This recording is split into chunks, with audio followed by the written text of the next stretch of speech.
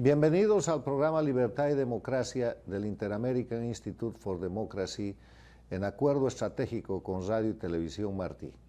Este es un programa en el cual, cumpliendo los objetivos del Inter-American Institute for Democracy, defendemos, difundimos y educamos sobre los temas de libertad, democracia, institucionalidad y derechos humanos en las Américas. En un hemisferio en el cual hay dos clases de gobiernos, la democracia y las dictaduras. La democracia, gracias a Dios, la mayoría, pero 4 dictaduras que están oprimiendo a los pueblos de Cuba, Venezuela, Bolivia y Nicaragua. En este programa, como siempre, vamos a empezar tratando un tema que tiene que ver con los derechos humanos. Ya hemos visto algunos de los derechos humanos y hoy día vamos a tocar el derecho a la vida. El derecho a la vida como derecho humano fundamental va a ser tratado por una personalidad de alcance mundial, un cubano universal, el embajador Armando Valladares, que luego de ser preso político de la dictadura castrista por casi 23 años, fue embajador de los Estados Unidos ante la Comisión de Naciones Unidas en Ginebra. Pero además él es un humanista, es un poeta, es un escritor.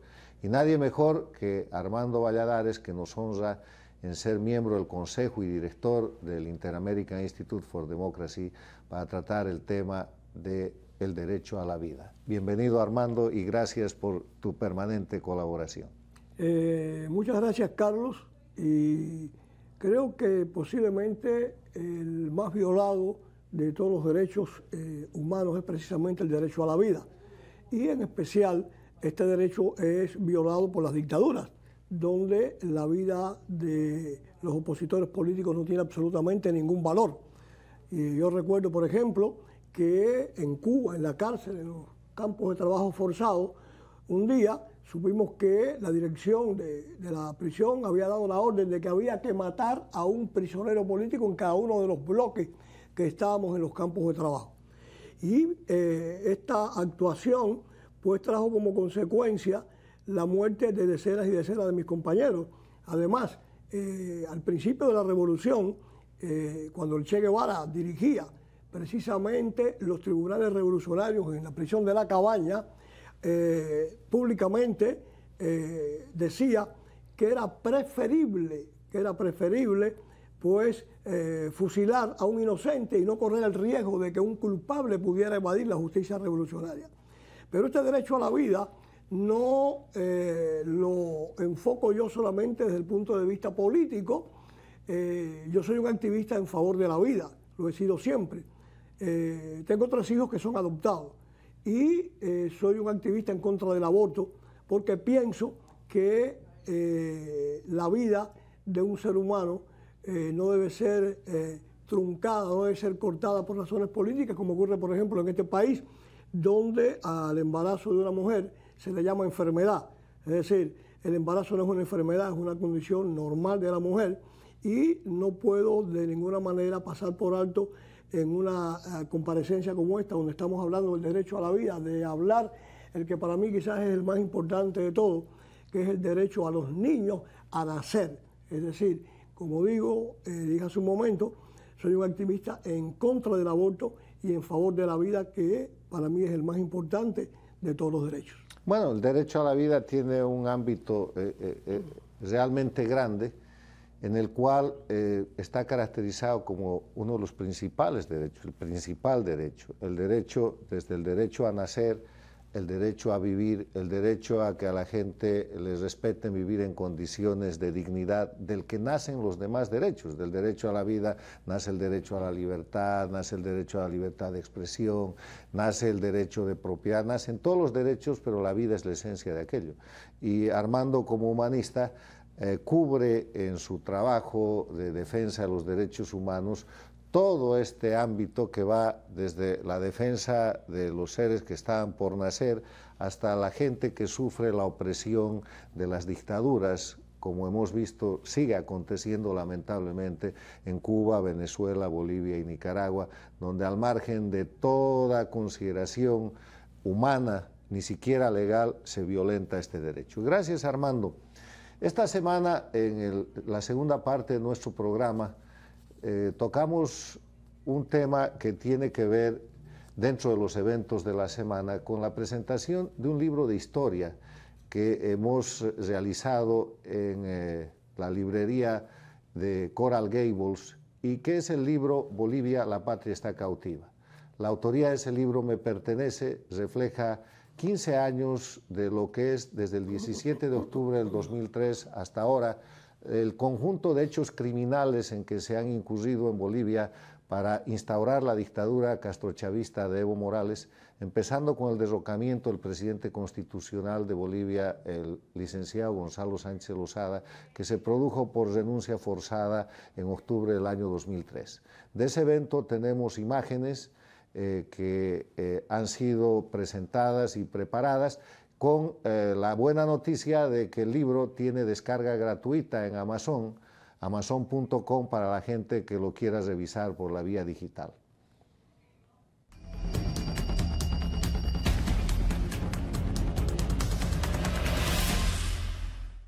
Desaparecía la República de Bolivia, todo lo demás es fácil. A partir del año 2009 copan todas las instituciones, hacen desaparecer la división e independencia de poderes, hacen desaparecer el Estado de Derecho, hacen desaparecer la libertad de prensa, hacen desaparecer las libertades fundamentales, y hoy día, 15 años después del 17 de octubre del año 2003, tenemos un país que ya no es república, es Estado, y la diferencia no es poca, porque el concepto de república es el concepto de la vigencia de las leyes por encima de las personas. El concepto de república es el concepto de tener un gobierno por un tiempo periódico y con obligación de rendición de cuentas. El concepto de república es el fundamento de lo que conocemos por democracia. Cambian y desaparecen la república para poner un Estado. Un Estado que es simplemente una organización política que pueden manipular a su antojo y que está hecha para servir al dictador, en este caso Evo Morales, para perpetuarse indefinidamente en el poder e imponer su voluntad por encima de cualquier norma, porque la voluntad del dictador pasa a ser la ley. Además de esto, de que Bolivia ya no es una república, que no existe como tal, hay un hecho notorio que es muy grave. Bolivia es un narcoestado, como lo es Venezuela, y como lo es Nicaragua, y como lo es Cuba, que participan en el negocio del narcotráfico, en la dirección, en la parte financiera, en el lavado, en la manipulación.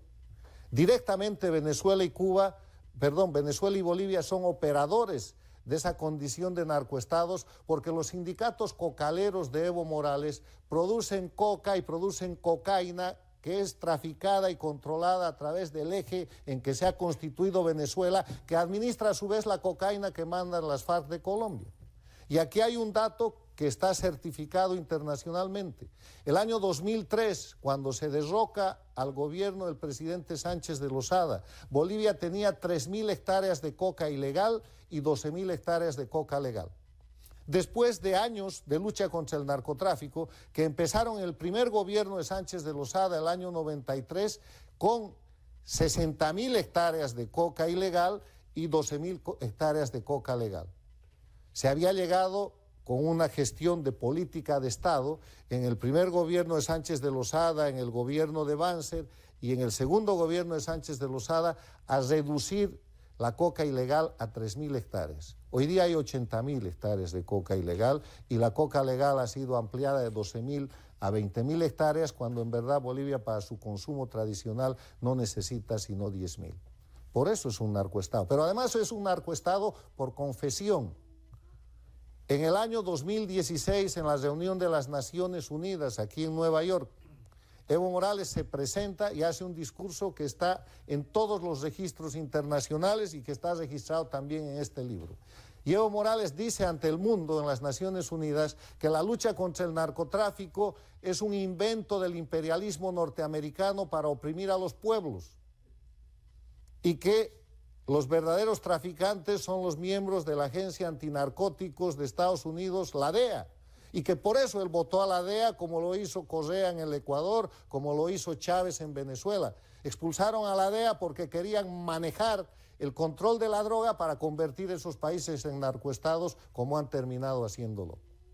O sea, tenemos a mi país sin república, sin control de la lucha antinarcóticos, convertida en narcoestado, pero además sin democracia, con una dictadura instituida en la cual se simula oposición.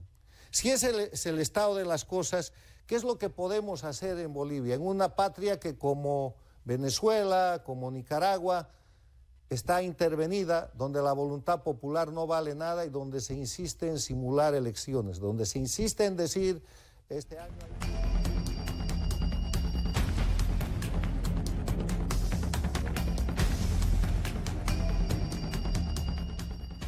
La columna de la semana está a cargo de nuestro presidente, el prestigioso periodista Carlos Alberto Montaner.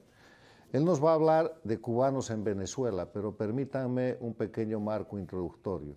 Sobre los cubanos en Venezuela, que además de estar en Venezuela, están en Bolivia, están en Nicaragua y están expandidos por todas las Américas.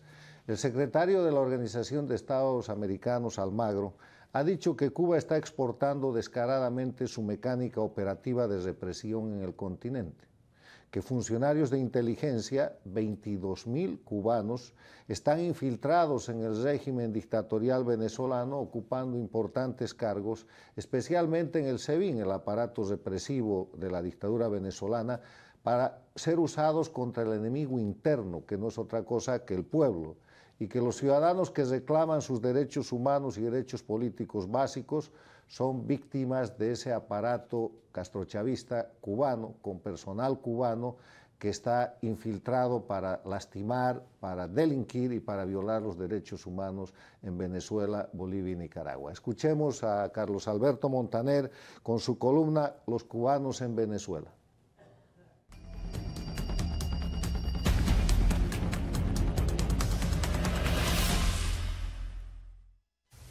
Orlando Bendaño es un joven periodista venezolano nacido en 1994.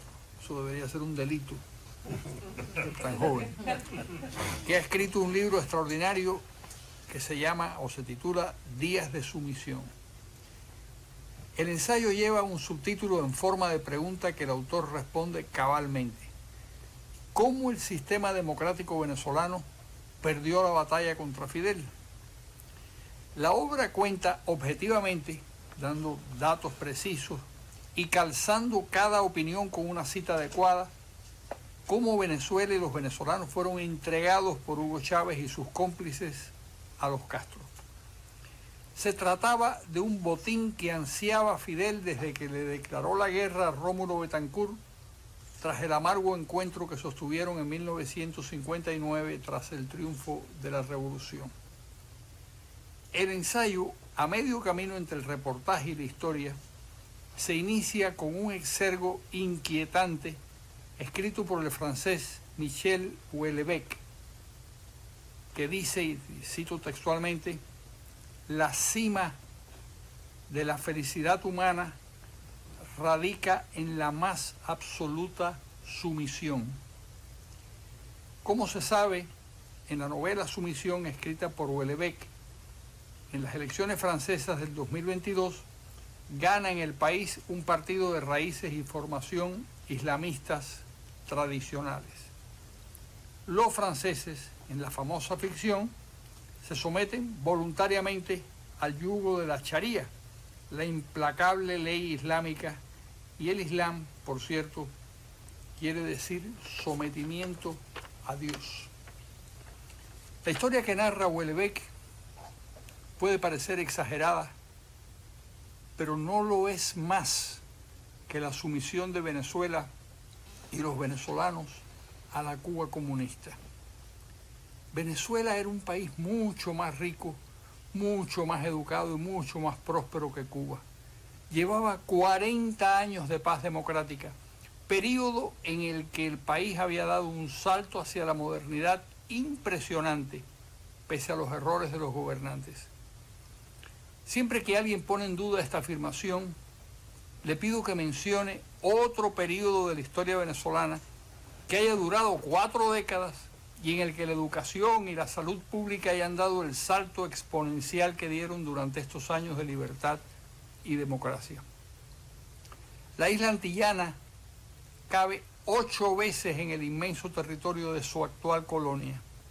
La población venezolana es 3 veces mayor que la cubana y con un alto nivel de sofisticación, por lo menos en ciertos estratos sociales y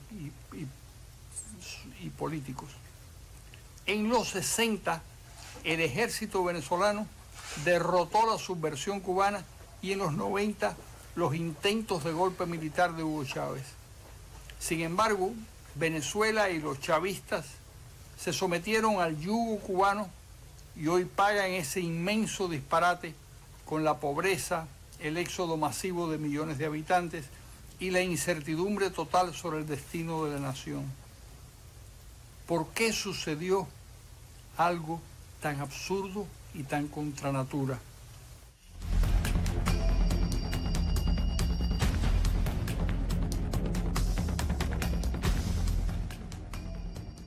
Así es, lamentablemente el régimen castrista utiliza la fuerza de trabajo, utiliza el elemento humano cubano para llevar adelante tareas criminales de desestabilización, de violación de los derechos humanos, como está sucediendo en Venezuela, en Bolivia, en Nicaragua, en los países ocupados.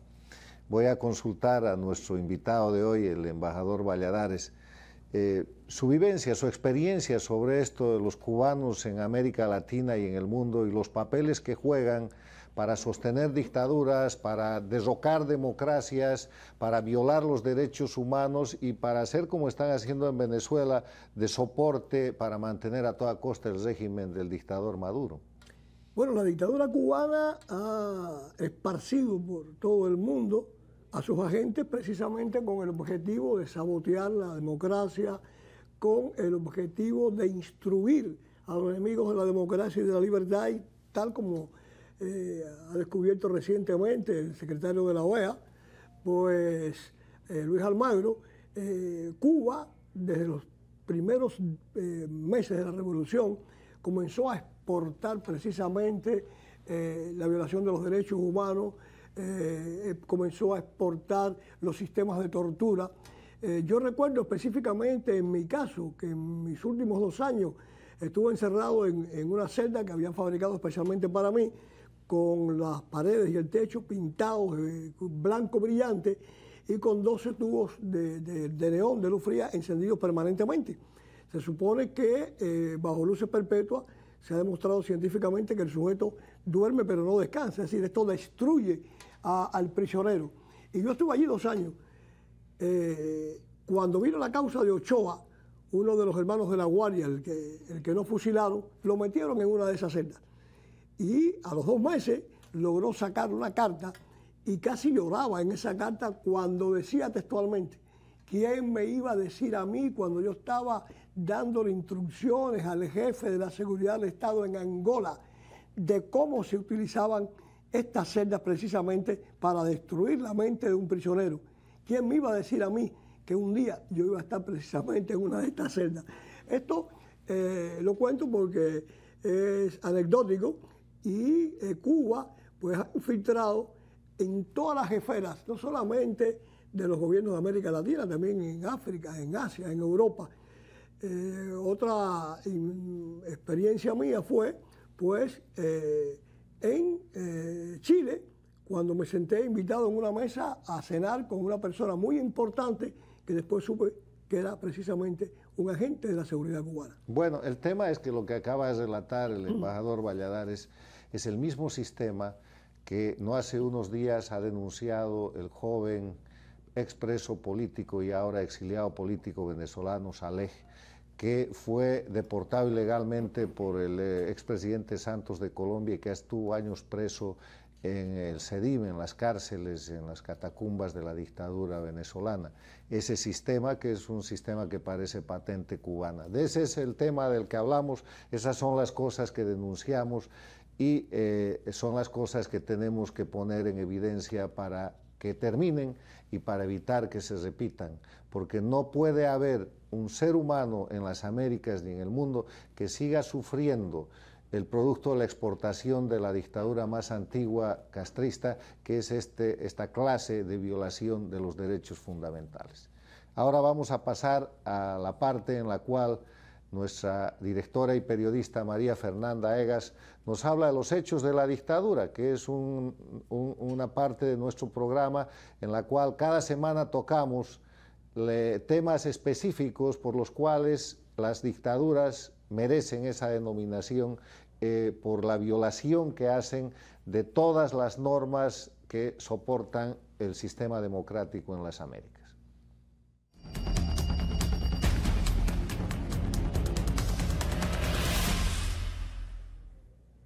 Gracias, Carlos. En esta ocasión, en el segmento Hechos de Dictadura, vamos a conversar sobre el espectáculo desesperado que dieron Cuba y Bolivia ante las Naciones Unidas. Estados Unidos denunció este 16 de octubre ante las Naciones Unidas la situación de los presos políticos en Cuba, llamado Jail for What, o presos por qué, inculpando al gobierno cubano sobre violaciones a los derechos humanos. El secretario Almagro denunció la existencia de al menos 130 presos políticos en Cuba y de un clima de represión, una legislación represiva y los abusos del sistema carcelario cubano. Actualmente no solo reprime a sus ciudadanos dentro del país, sino que exporta la experiencia y gestión de la represión a Latinoamérica.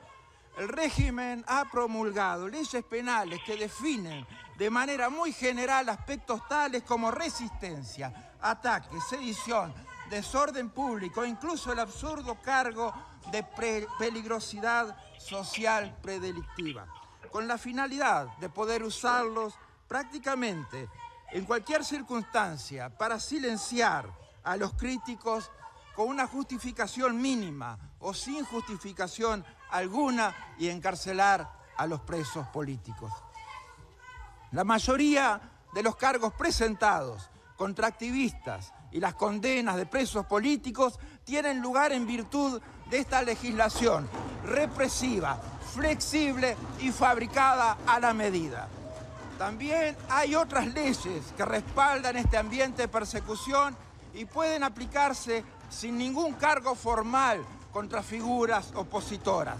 Por ejemplo, la persona puede ser detenida hasta 7 días sin comparecer ante un tribunal y sin poder recurrir a un abogado. Estos arrestos de corta duración están concebidos expresamente para limitar las actividades de figuras opositoras y disidentes, para silenciarlas. La Comisión Interamericana de Derechos Humanos de la OEA, en ocasión de sus más recientes audiencias, celebradas en Boulder, Colorado, hace solo 2 semanas, escuchó testimonios directos sobre la grave situación que están padeciendo los presos políticos encarcelados en Cuba precisamente en estos momentos. Miriam Cardet Concepción, la hermana del doctor Eduardo Cardet Concepción, coordinador del Movimiento Cristiano de Liberación, habló en un video grabado sobre sus infructuosos intentos por liberar a su hermano. Su hermano fue golpeado violentamente por agentes de seguridad y se encuentra detenido como preso político desde el 30 de noviembre de 2016 por haber hecho declaraciones críticas de Fidel Castro en la radio poco después de su fallecimiento. Las autoridades cubanas no le permitieron a Miriam que participara en las audiencias de Boulder. Le impidieron que abordara un avión en La Habana, todo como parte de una modalidad más amplia de represión e intimidación a fin de evitar que los activistas cubanos recurran al sistema interamericano y universal de protección de los derechos humanos. Valiente Almagro, y el ruido y la bulla de fondo es precisamente el tema de que ahora nos va a hablar María Fernanda como una señal y ejercicio de lo que son las dictaduras en las Américas. Así es, Carlos. Con un espectáculo nada profesional y sumamente infantil, la delegación diplomática de Cuba, secundada por la de Bolivia, comenzaron a golpear las mesas y a gritar con el propósito de boicotear las participaciones de los expositores, como el mismísimo secretario general de las Naciones Unidas, Luis Almagro, a quien acabamos de escuchar. Él supo hacerle frente a la situación y llevar adelante su intervención con énfasis y sin someterse a las artimañas de las dictaduras, para que no se conozcan sus constantes e innumerables violaciones a los derechos humanos. La campaña fue presentada por Kelly Currie, representante estadounidense en el Consejo Económico y Social de las Naciones Unidas, en Nueva York. Currie convocó a una rueda de prensa luego de estos incidentes y dijo que esta es una situación desafortunada. Las Naciones Unidas significan mucho para mucha gente y que nunca había visto en su vida una delegación diplomática alguna comportándose como lo hizo la delegación cubana. Fue impactante y perturbador. Y hace pensar, si los diplomáticos de este país se comportan así, ¿cómo se comportará la policía de ese país? Puedes entender por qué la gente tiene miedo a hablar, por qué la gente es encarcelada por decir lo que piensa. Ese tipo de conducta no tiene espacio en las Naciones Unidas. Su representación diplomática debe avergonzarse a sí misma por la forma en cómo se comportó hoy. Con una conducta que han deplorado pública y enérgicamente personalidades como la embajadora de los Estados Unidos ante las Naciones Unidas, Nikki Haley, quien demandó al secretario general de las Naciones Unidas, Antonio Guterres, que investigue a las delegaciones de Bolivia y Cuba tras su burla a la diplomacia en la sede del Consejo Económico y Social de las Naciones Unidas en la ciudad de Nueva York, calificando a esta conducta como un asalto a la dignidad, a los ideales y a los propósitos fundamentales de las Naciones Unidas. En la carta a Guterres, Haley criticó que debido al comportamiento escandaloso de las delegaciones de Cuba y Bolivia, el evento diplomático se convirtió en una escena de turbas y causó un daño significativo a la propiedad de las Naciones Unidas. Respetuosamente pido, dijo, condenar esta conducta muy poco profesional y requerir a las delegaciones boliviana y cubana a pagar por los daños ocasionados. Eso ha dicho Haley, quien incluso pidió que se identifique a las personas que causaron estos daños y a la propiedad que ya están debidamente registrados en fotos y videos, y a quienes amenazaron a ciudadanos comunes y buscaron amedrentar a los participantes. El expreso político cubano Alejandro González Raga, director ejecutivo del Observatorio Cubano de los Derechos Humanos, dijo que la liberación de Tomás Núñez Magdariaga, tras 62 días en huelga de hambre en protesta por su injusto encarcelamiento, es el primer triunfo de esta campaña. También se abordó el caso del preso político desde noviembre del 2016, Eduardo Cardet, declarado preso de conciencia por Amnistía Internacional. La Cancillería estadounidense señaló que continúan preocupados por muchos otros disidentes que permanecen encarcelados a causa de sus esfuerzos para una Cuba más democrática. Las delegaciones de Cuba y Bolivia, que solo demostraron estar cada vez más solas y desesperadas, deben de ser desenmascaradas como represoras de los derechos humanos ante la comunidad internacional. Gracias, María Fernanda. Esas son las acciones de dictadura. Imagínense si van a hacer esas violencias, esos actos en las Naciones Unidas, lo que le hacen a los pobres pueblos de Cuba, Bolivia, Venezuela y Nicaragua. Se sabe, y por eso es importante poner en evidencia a las dictaduras. Gran tema, gran papel, y hasta la próxima semana.